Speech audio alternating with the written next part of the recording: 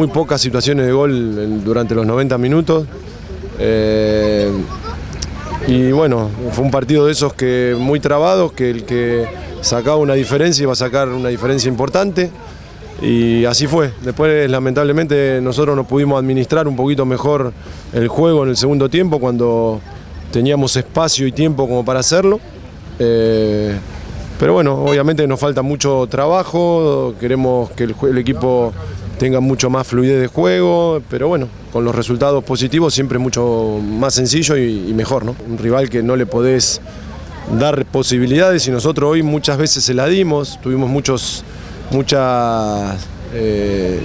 muy inseguros en el medio, perdimos muchos balones, y eso hizo que ellos hayan tenido en el primer tiempo algunas situaciones claras. Así que obviamente que es todo, hay que mejorarlo, hay que progresar. Yo veo un plantel con mucha predisposición. Sumamente importante para Guaraní. Vinimos a buscar los 3 puntos, lo conseguimos yo creo que merecidamente, consiguiendo ese pequeño margen de diferencia, ¿verdad?